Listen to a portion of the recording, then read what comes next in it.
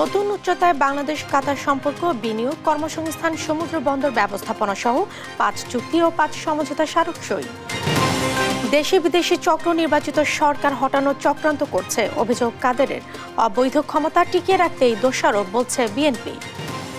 Rocket গতিতে ঘুরেছে কুষ্টিয়ার সদর উপজেলা চেয়ারম্যান আতার ভাগ্যের চাকা। 5 বছরে নগদ অর্থ বেড়েছে 50 গুণ, সম্পদ বেড়েছে 18 গুণ। বৈশাখের খরতাপে জ্বলছে দেশ, চলতি সপ্তাহে কমার লক্ষণ নেই বলছে আবহাওয়া অফিস। বৃষ্টির জন্য জেলায় জেলায় নামাজ ও প্রার্থনা। এবং হামেরিয়া বন্দরে পণ্য খালাস করছে এমভি আবদুল্লাহ। 23 নাবিক সুস্থ, শিগগিরই দেশে ফেরানোর চেষ্টা চলছে জানালো দূতাবাস।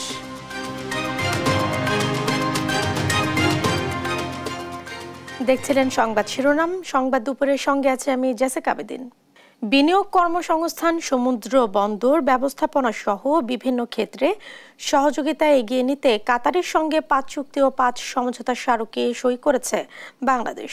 সকালে প্রধানমন্ত্রীর কার্যালয়ে কাতারের আমির Sheikh Tamim bin Hamad Al Thani ও প্রধানমন্ত্রী শেখ হাসিনার উপস্থিতি এই স্বাক্ষর হয়।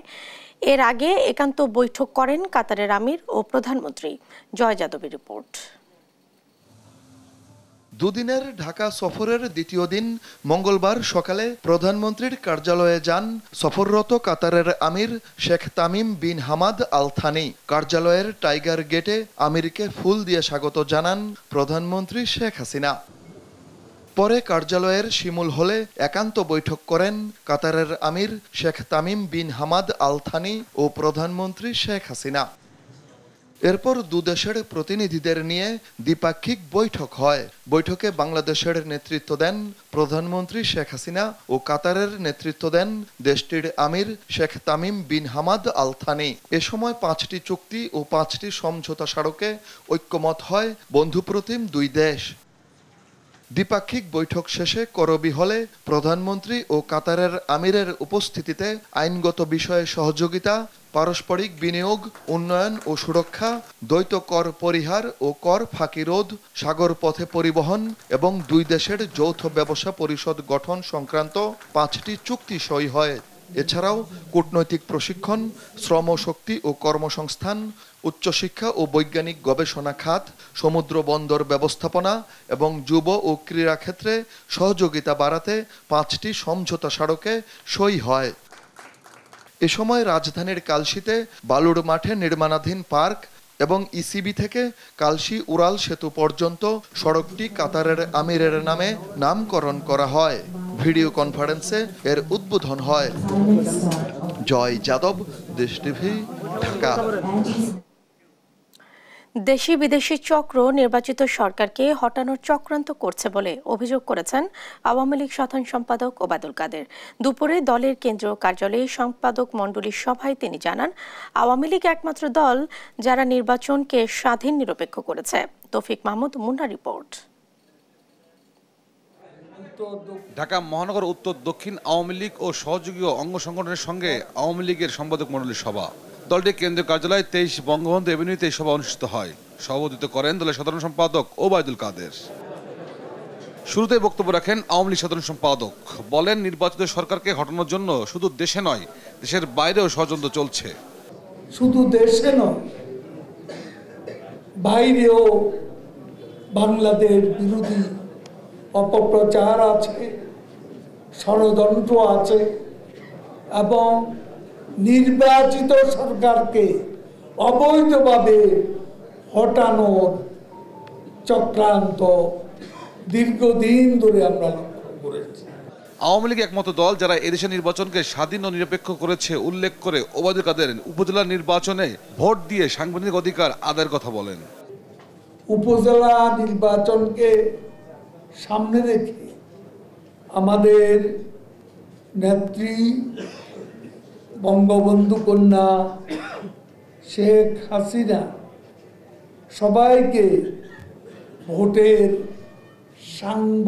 সাংবিধানিক ভোটের মাধ্যমে সাংবিধানিক অধিকার প্রয়োগের জন্য আহ্বান জানিয়েছে। আওয়ামী লীগ স্বাধীন নির্বাচন কমিশন গঠন করেছে, কারোর অধীনে কমিশন কাজ করে না, জানান আওয়ামী লীগ সাধারণ সম্পাদক। প্রচারপত্র বিতরণ অনুষ্ঠানের শুভ উদ্বোধন। তৌফিক মাহমুদ মুন্না, দেশ টিভি, ঢাকা। এদিকে দুপুরে রাষ্ট্রপতি মোহাম্মদ শাহাবুদ্দিনের সঙ্গে বঙ্গভবনে সৌজন্য সাক্ষাৎ করেন 2 দিনের রাষ্ট্রীয় সফরে আসা কাতারের আমির Sheikh Tamim bin Hamad Al Thani. এ সময় তারা 2 দেশের মধ্যকার বন্ধুত্বপূর্ণ সম্পর্ক নিয়ে আলোচনা করেন। সফর সূচি অনুযায়ী রাষ্ট্রীয় মধ্যাহ্নভোজে অংশ নেন কাতারের আমির। রাষ্ট্রপতির আমন্ত্রণে এই ভোজে অংশ নেন প্রধানমন্ত্রী শেখ হাসিনাও।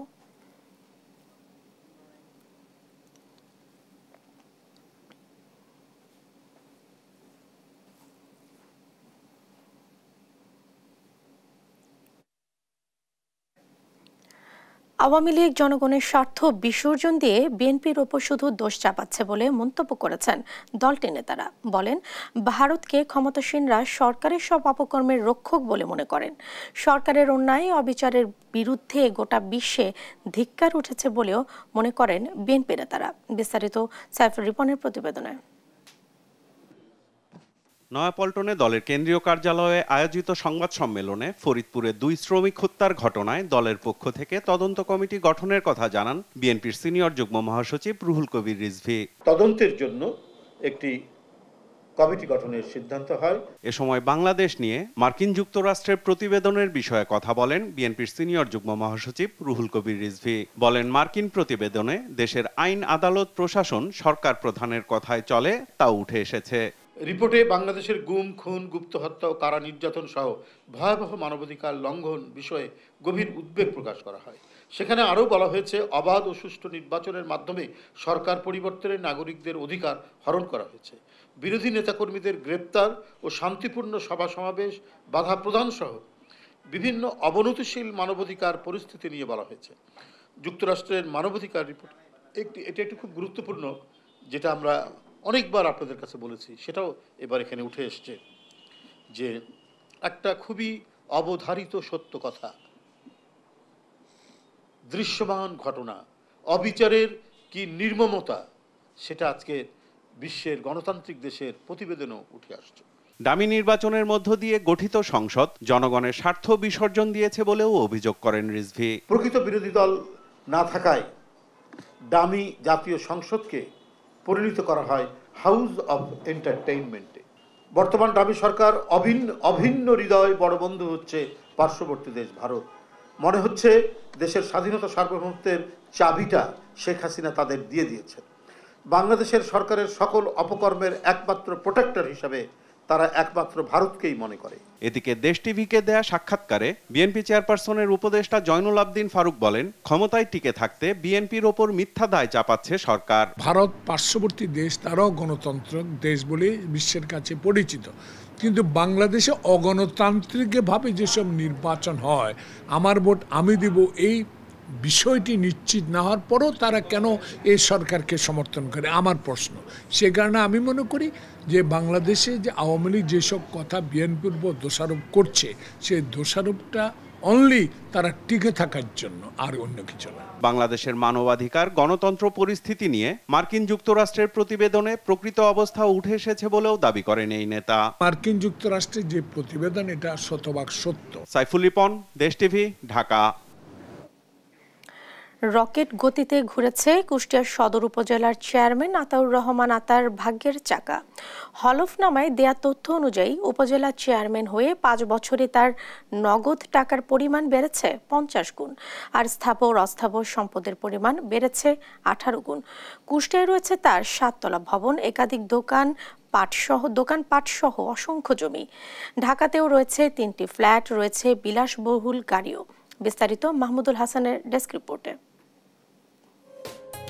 পঞ্চম উপজেলা পরিষদ নির্বাচনের হলফনামায় দেয়া তথ্য অনুযায়ী বর্তমান কুষ্টিয়া সদর উপজেলা পরিষদের চেয়ারম্যান আতাউর রহমান আতার বাৎসরিক আয় ছিল 1,15,50,000। নগদ অর্থের পরিমাণ ছিল 4,88,984 টাকা।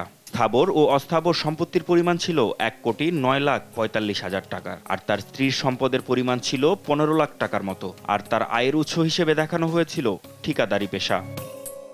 তবে এবারের ষষ্ঠ উপজেলা পরিষদ নির্বাচনের হলফনামায় দেয়া তথ্য অনুযায়ী আতাউর রহমান আতার ৫ বছরে বাৎসরিক আয় ৩ গুণ বেড়ে হয়েছে ৩,১৩,৭৭৪ টাকা। নগদ অর্থের পরিমাণ ৫০ গুণ বেড়ে হয়েছে ২,৮৪,৮২৬ টাকা। আর সম্পদের পরিমাণ ১৮ গুণ বেড়ে হয়েছে ১৯,৯০,৫৮৭ টাকা। তার এই অঢেল সম্পদের উৎস হিসেবে দেখানো হয়েছে ব্যবসা, কৃষিকাজ, বাড়ি ভাড়া, শেয়ার, সঞ্চয়পত্র ও চেয়ারম্যান ভাতা। তবে স্ত্রীর নামে এবার দেখানো হয়নি কোনো সম্পদ। পঞ্চম উপজেলা নির্বাচনে তার হলফনামায় কোনো ব্যাংক ঋণ না থাকলেও ষষ্ঠ উপজেলা পরিষদ নির্বাচনের হলফনামায় গাড়ি কেনা বাবদ ৩০,১৬,৯৮২ টাকা ঋণ দেখানো হয়েছে। বর্তমান উপজেলা চেয়ারম্যান আতাউর রহমান আতা এবারও ষষ্ঠ উপজেলা পরিষদ নির্বাচনে কুষ্টিয়া সদর উপজেলা থেকে চেয়ারম্যান পদে নির্বাচন করছেন। শহর আওয়ামী লীগের সাধারণ সম্পাদক পদে রয়েছেন তিনি। নিউজ ডেস্ক, দেশ টিভি। বাংলাদেশের মানবাধিকার পরিস্থিতির কোনো উন্নতি হয়নি। যুক্তরাষ্ট্রের বার্ষিক মানবাধিকার রিপোর্টে এমনটাই দাবি করা হয়েছে। প্রতিবেদনে বিচার বহির্ভূত হত্যা, গুম, নির্যাতন, বিরোধী দলের শান্তিপূর্ণ সমাবেশে বাধা ও মত প্রকাশের স্বাধীনতার উপর বিধিনিষেধের মতো বিষয় উঠে এসেছে। আরও জানাচ্ছেন লুৎফর কবির। ২০২৩ সালে বাংলাদেশের মানবাধিকার পরিস্থিতির উল্লেখযোগ্য পরিবর্তন হয়নি এমন দাবি করে প্রতিবেদন প্রকাশ করেছে মার্কিন পররাষ্ট্র দপ্তর। সোমবার প্রকাশিত মানবাধিকার চর্চা বিষয়ক বৈশ্বিক প্রতিবেদনে বাংলাদেশ সহ বিশ্বের বিভিন্ন দেশের মানবাধিকার পরিস্থিতির মূল্যায়ন তুলে ধরা হয়েছে। ৮০ পৃষ্ঠার প্রতিবেদনে বাংলাদেশের মানবাধিকার অবনতি থেকে সাংবাদিকদের উপর গুম খুনের বিষয়টি সামনে এসেছে।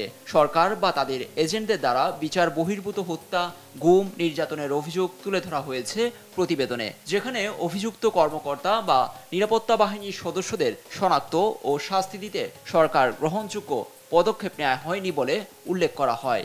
এদিকে গত বছরের জানুয়ারি থেকে সেপ্টেম্বরের মধ্যে কথিত বিচার বহির্ভূত হত্যাকাণ্ডের ১২টি প্রমাণ পাওয়া গেছে।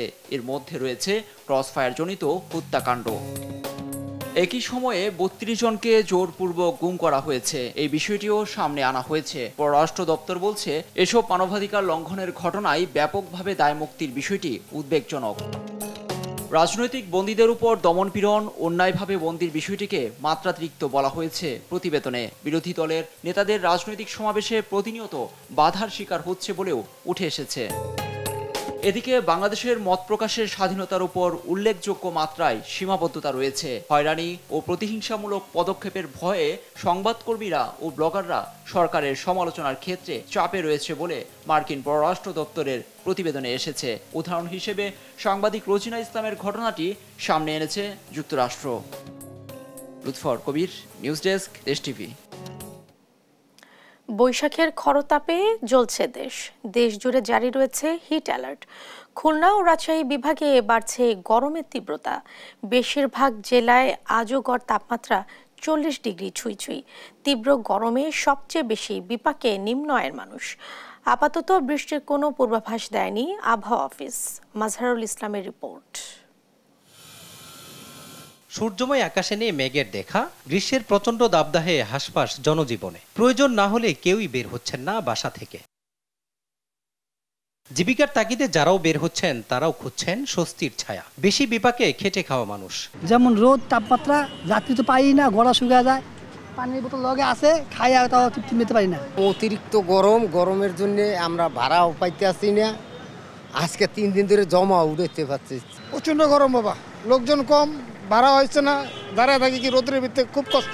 ভাড়া তাই কষ্ট হচ্ছে, কাজকাম করতে পারতেছি না গরমের ঠেলায়। গরমের কারণে সে জানাতে পারছি না, জিভে তাদের ভালো লাগছে, কারণ খাইতে তো লাগবে। তীব্র গরমে আরো ভোগান্তি বাড়িয়েছে রাজধানীর যানজট। তবে স্বস্তি আছে মেট্রো রেলে। গরম থেকে একটু প্রশান্তির জন্য অনেকেই সড়কের পাশে বসা দোকান থেকে শরবত এবং ডাবের পানি কিনে খাচ্ছেন। বিক্রেতারা বলছেন, গরমে বেড়েছে বিক্রি। বেচাকেনা আলহামদুলিল্লাহ ভালো হইতেছে। আল্লাহর কাছে আমি একটাই দোয়া করি যে মানুষ এই গরমে থাকতে পারতেছে না, যে অশান্তি হইতেছে। গরম তো প্রচুর গরম, এই প্রচুর গরমে লেবু শরবত অনেক খুব উপকার, এই জন্য আর কি খাওয়া।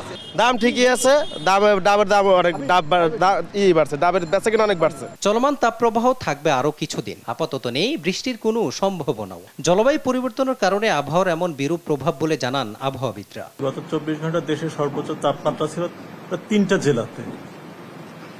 সেটা ছিল আপনার খুলনা, যশোর এবং চুয়াডাঙ্গা 40.6 ডিগ্রি। তো এখন যে অবস্থা আছে এটা অব্যাহত থাকবে। আপাতত আমরা বৃষ্টির ওরকম সম্ভাবনা নেই। সেক্ষেত্রে এই মাস ব্যাপী কম বেশি তাপপ্রবাহ থাকবে। মঙ্গলবারও দেশে তাপমাত্রা 40 ডিগ্রি ছুঁই ছুঁই। মাজহারুল ইসলাম, দেশ টিভি, ঢাকা। সারা দেশে তীব্র গরমে হাঁসফাঁস জনজীবনে, টানা খরায় পুড়ে যাচ্ছে ক্ষেতের ফসল। এই অবস্থায় দেশের বিভিন্ন জেলায় বৃষ্টির প্রত্যাশায় খোলা আকাশের নিচে ইস্তিসকার নামাজ আদায় করছেন মুসল্লিরা। খায়রুজ্জামান সেতু, এস সোহান ও নাহিদ হাসান তিতাসের তথ্যছবিতে আরো জানাচ্ছেন টুম্পা আফরোজ। সপ্তাহখানেক ধরেই তীব্র দাবদাহে পুড়ছে দেশ। তাপমাত্রার পারদ ছাড়িয়েছে 40 থেকে 42 ডিগ্রিতে। ভ্যাপসা গরমে নাভিশ্বাস জনজীবনে। এ অবস্থায় দাবদাহ থেকে বাঁচতে বৃষ্টির প্রার্থনায় রাজধানী ঢাকা সহ দেশের বিভিন্ন স্থানে ইস্তিসকারের নামাজ আদায় করছেন মুসল্লিরা। চুয়াডাঙ্গায় কয়েকদিন ধরেই দেশের সর্বোচ্চ তাপমাত্রা বিরাজ করছে। এ অবস্থায় মঙ্গলবার চুয়াডাঙ্গার টাউন ফুটবল মাঠে ইস্তিসকারের নামাজে অংশ নেন হাজারো মুসল্লি। আল্লাহর কাছে গরমের তীব্রতা থেকে বাঁচতে চলে মুনাজাত। অনাবৃষ্টির সময় সাহাবীদেরকে নিয়ে মাঠে যেয়ে একটা দিনহীন পোশাক পরিহিত অবস্থায় এবং অত্যন্ত দিল মনকে নরম করে ইস্তেগফার পাঠ করে মহান আল্লাহ তাআলার কাছে তিনি বৃষ্টির জন্য দোয়া করতেন। আল্লাহ তাআলা বৃষ্টি দান করেছেন। তাপমাত্রা পড়ছে, এটা অসহনীয় একটা অবস্থা। তা আমরা পুরো চুয়াডাঙ্গাবাসীর জন্য এবং দেশবাসীর জন্য দোয়া করার উদ্দেশ্যেই আমাদের আজকে এই নামাজ। সকল প্রাণীকুল আজকে কষ্ট থেকে মুক্তি পাওয়ার আশায় আমরা দোয়া করেছি আল্লাহ যেন শান্তির বৃষ্টি দান করে। আমরা যেহেতু মুসলিম ধর্মাবলম্বী, তাই আল্লাহর কাছে আমরা ইস্তিসকার নামাজ আদায় করে আল্লাহর কাছে আমরা আল্লাহর প্রার্থনা করলাম আল্লাহ দ্রুত আবার যদি বৃষ্টি দেয়। বাগেরহাটের মোরেলগঞ্জের আজিজিয়া স্কুল মাঠে ইস্তিসকারের এই নামাজে অংশ নেন 5 শতাধিক মানুষ। নামাজ ও মোনাজাত পরিচালনা করেন পৌরসভা বাজার মসজিদের খতিব মাওলানা মোহাম্মদ আলী। কুষ্টিয়ার কুমারখালীর খড়িলার বিলে খোলা আকাশের নিচেও বৃষ্টির আশায় নামাজ আদায় করা হয়েছে। এতে প্রায় 3 শতাধিক মানুষ অংশ নেন। রসুলের বাণী হিসাবে আমরা এখানে আসছি। আমি এখানে আসছিলাম আল্লাহর রহমতের বৃষ্টির আশায়। আল্লাহর কাছে কাগজি মনেতে করে আল্লাহর রহমতের পানি যদি আল্লাহর রহমত করে, তার রহমতের আশায় এখানে আমরা এছাড়া খুলনা, পিরোজপুর সহ আরো দেশের বিভিন্ন স্থানে বৃষ্টির আশায় ইস্তিসকার নামাজ আদায় করা হয়। টুম্পা আফরোজ, নিউজ ডেস্ক, দেশ টিভি। সংবাদ দুপুরে আরো থাকছে। যৌথ অভিযানের কারণে বান্দরবানে 3 উপজেলায় ভোট স্থগিত, জানালেন নির্বাচন কমিশন সচিব।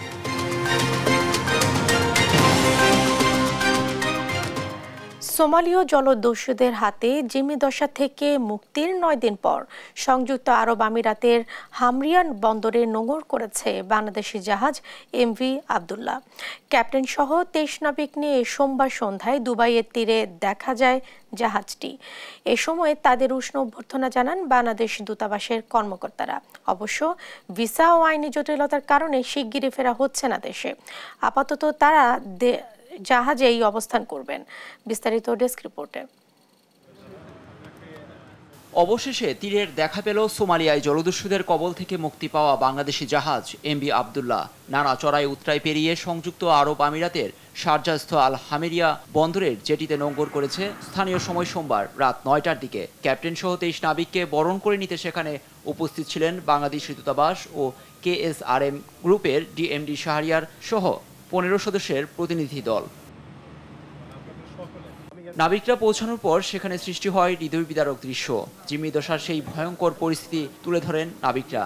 সাংবাদিকদের সঙ্গে কথা বলেন এমভি আবদুল্লাহর ক্যাপ্টেন। সবাই সুস্থ রয়েছেন বলেও জানান তিনি। অল্প সময়ে আমাদেরকে মুক্ত করে এনেছেন, সেজন্য আমি সবার কাছে কৃতজ্ঞতা প্রকাশ করছি। এর আগে সোমবার সকালে চট্টগ্রাম থেকে মালিকপক্ষ দুবাই পৌঁছালে জাহাজটিকে আনুষ্ঠানিক বরণের কার্যক্রম শুরু হয়। বিকাল 4টায় সংবাদ সম্মেলনের পর স্থানীয় বাংলাদেশ মিশন কর্মকর্তা ও মালিকপক্ষের লোকজনের নাবিকদের সঙ্গে সাক্ষাৎ করেন। কে আসলে সাইন অফ করতে চায় কি চায় না, তাদের এটা একেবারেই তাদের নিজেদের ওপর।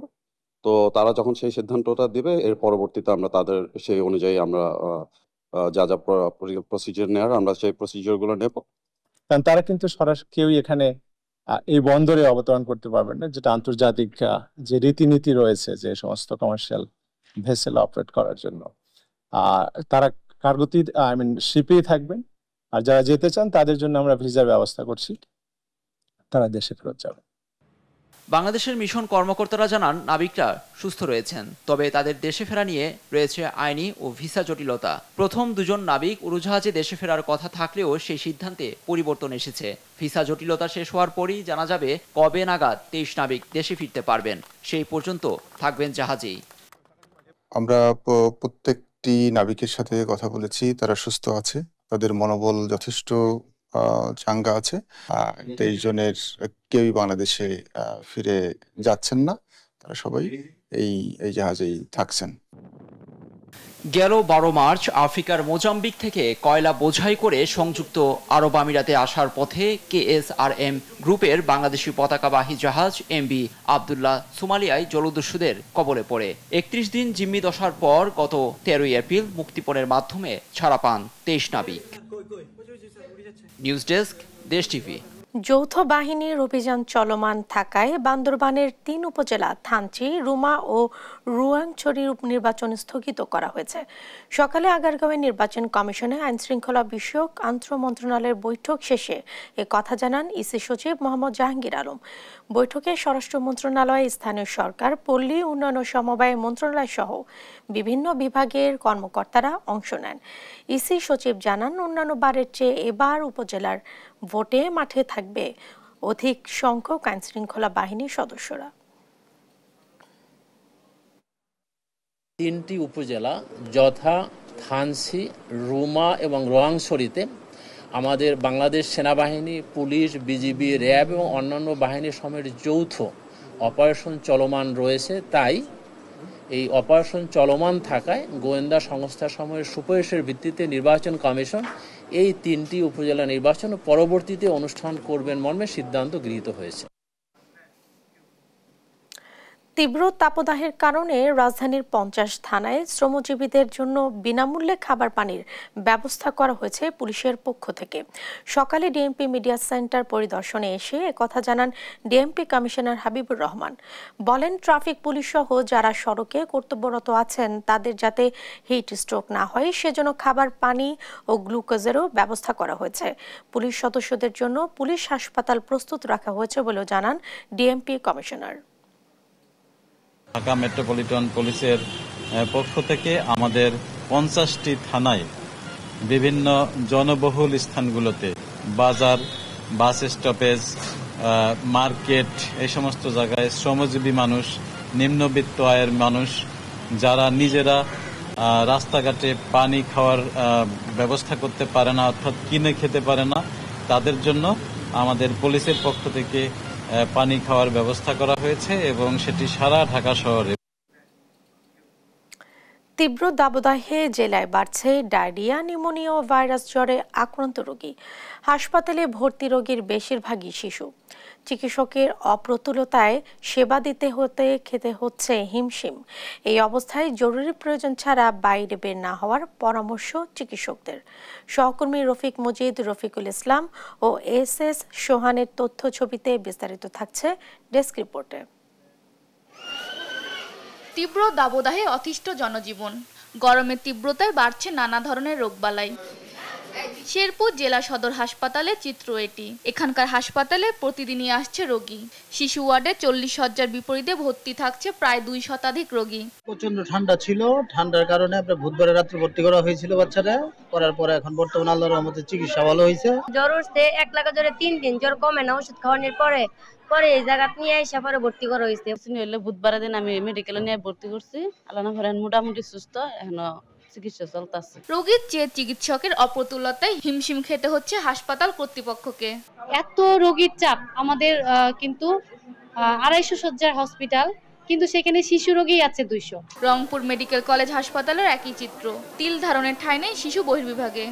মানবিকভাবে দেখা দরকার, ওই কথাটা তারা শুনে না। যা বারবার বলতে চাই, ওনারা বলতেছে যদি সম্ভব না হয় অন্য জায়গায় চলে। এত কেন কথা বলেন? কারণ ছোট ছোট বাচ্চা এখানে আছে, অনেকে আছে 4 মাসি বাচ্চা নিয়ে আসছে, 3 দিনকার বাচ্চা নিয়ে আসছে, মানে এখানে অনেক গরম। 3 জনের পক্ষে আসলে প্রতিদিন 350 থেকে 400 রোগী দেখা অনেক কষ্টকর। আর ইতিমধ্যে যেহেতু গরম প্রচণ্ড পরিমাণে চলতেছে, রোগীদের চাপ আস্তে আস্তে বাড়তেছে, সেই ক্ষেত্রে আরও কষ্টসাধ্য। তীব্র গরমে ডায়রিয়া, নিউমোনিয়া ও জ্বরে আক্রান্ত হয়ে বাগেরহাট 250 শয্যা হাসপাতালে প্রতিদিনই বাড়ছে রোগীর ভিড়। 30 শয্যার বিপরীতে এখানে ভর্তি এখন 87 জন। আজকে 8 দিন আমরা এখানে আছি। এখন আমার বাচ্চা অনেক সুস্থ। পাতলা পায়খানা হয়েছে, তারপরে পাতলা পায়খানা কমেছে, তারপরে টাইফয়েড আল্লাহর রহমতে ভালো হয়েছে। এখন রক্ত দিতেছে, রক্ত শূন্যতা। জেলার 9টি উপজেলা স্বাস্থ্য কমপ্লেক্সে বাড়ছে গরমজনিত নানা রোগে আক্রান্ত রোগীদের চাপ। এই অবস্থায় তীব্র গরমে জরুরি প্রয়োজন ছাড়া বাইরে বের না হওয়ার পরামর্শ চিকিৎসকদের। বিশেষ করে শিশুদেরকে ঘরে রাখার জন্য অনুরোধ থাকলেও প্রয়োজন ছাড়া বের না হয় এবং প্রচুর পরিমাণ পানি এবং জলীয় খাবার গ্রহণ করার পরামর্শ।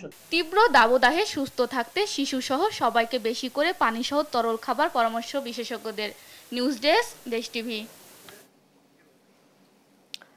তিস্তা সহ 54টি অভিন্ন নদীর পানি ন্যায্য হিস্সার দাবিতে রোড মার্চ করেছে বাংলাদেশ সমাজতান্ত্রিক দল বাসদ। ভারতের আগ্রাসনে সরকারের নতজানু নীতির প্রতিবাদে 21 এপ্রিল রাজধানী ঢাকা থেকে এই রোড মার্চ শুরু হয়। দুপুরে রংপুরের শাপলা চত্বরে সংক্ষিপ্ত সমাবেশ করে ফের তিস্তার ডালিয়া ব্যারেজ অভিমুখে রোড মার্চে যাত্রা করে। সমাবেশে বক্তারা বলেন, তিস্তা নদীকে 10,000 কিউসেকের বিপরীতে শুষ্ক মৌসুমে মাত্র 500 কিউসেকের বেশি পানি থাকে না। ফলে দিন দিন এই নদী সরু নালায় পরিণত হয়ে এই নদী বেষ্টিত চরগুলো অনাবাদি মরুতে পরিণত হচ্ছে। এতে বিরূপ প্রভাব পড়েছে এই অঞ্চলের প্রায় 2 কোটি মানুষের জীবনযাত্রার। অবিলম্বে তিস্তা নদীর পানির ন্যায্য হিস্সা আদায়ের উদ্যোগ না নিলে কঠোর আন্দোলনেরও হুঁশিয়ারি দেন তারা।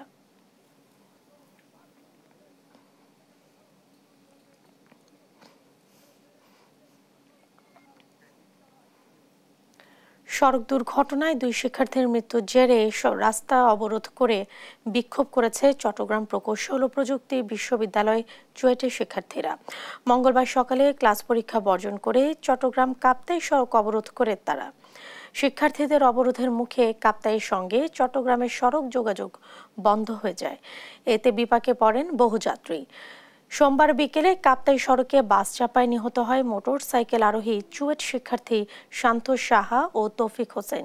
আহত হয় জাকারিয়া হিমু নামে আরও এক শিক্ষার্থী।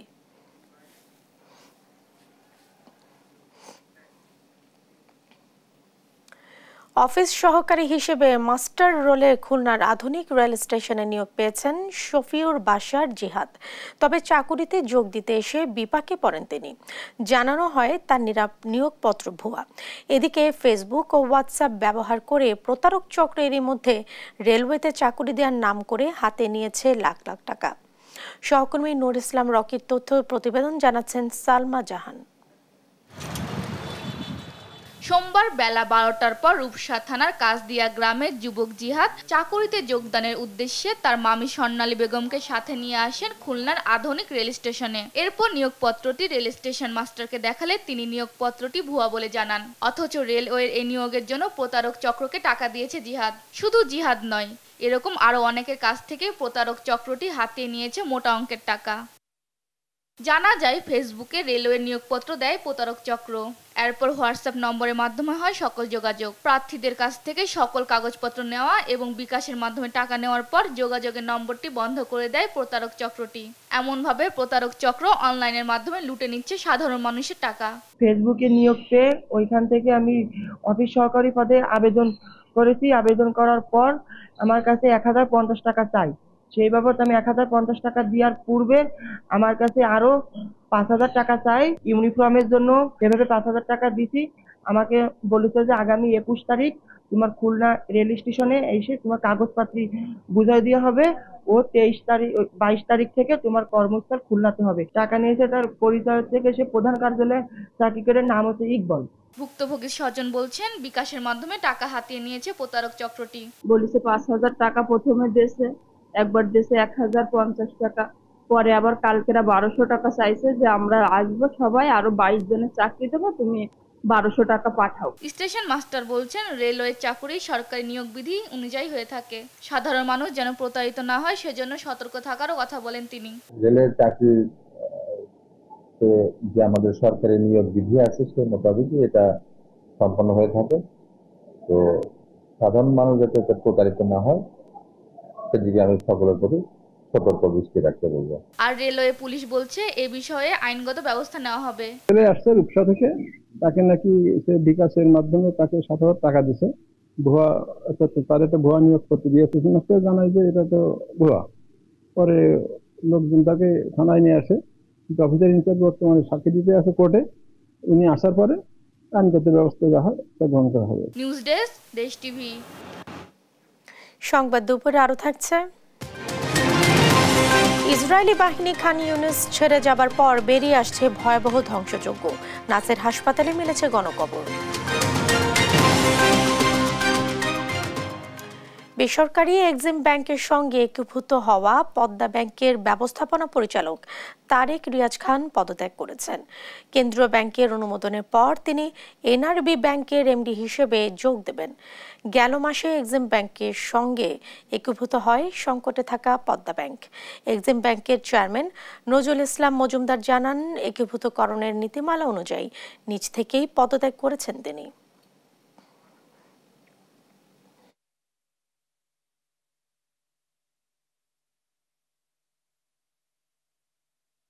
বাংলাদেশ ব্যাংকের মার্জিং পলিসির মধ্যে এটা লেখা আছে যে এমডি থেকে অধস্তন 2 স্তর, এডিশনাল এবং ডিএমডি, এই তিন স্তরের লোকেরা যে ব্যাংক দুর্বল ব্যাংক সবল ব্যাংকের সাথে মার্জ করবে, ওই দুর্বল ব্যাংক